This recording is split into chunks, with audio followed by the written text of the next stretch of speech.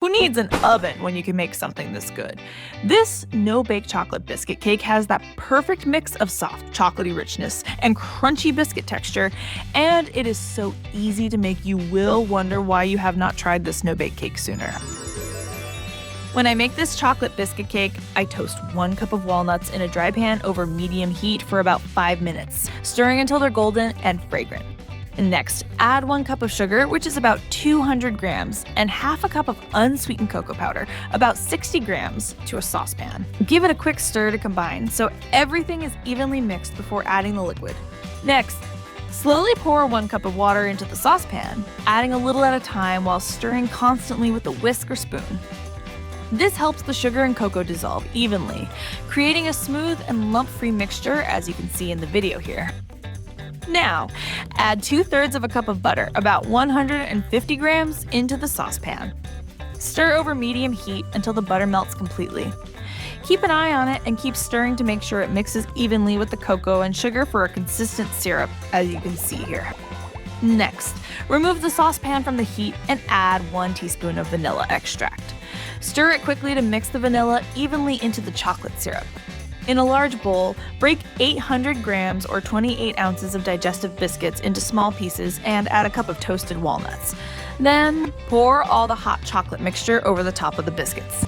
Mix everything gently with a spoon or spatula, making sure you get to the bottom of the bowl as you stir.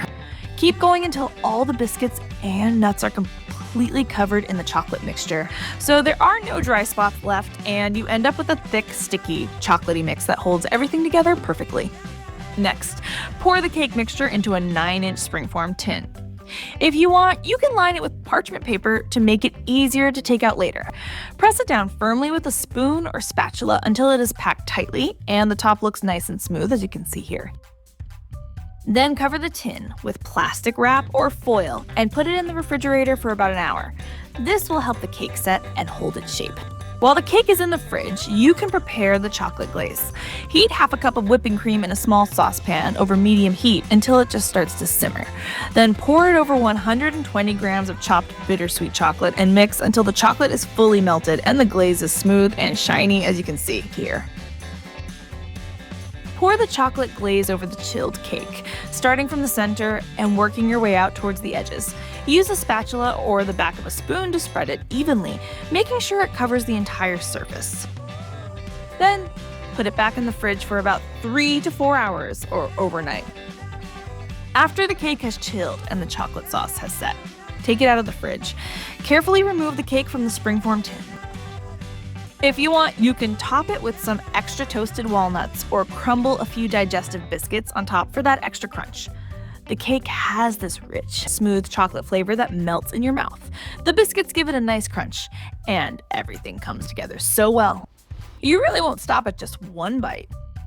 By the way, if you want to make this cake even better, check out my video here on how to make super simple digestive biscuits at home. They taste way better than store-bought ones, and you can use them in this recipe for a more homemade feel. Check it out now.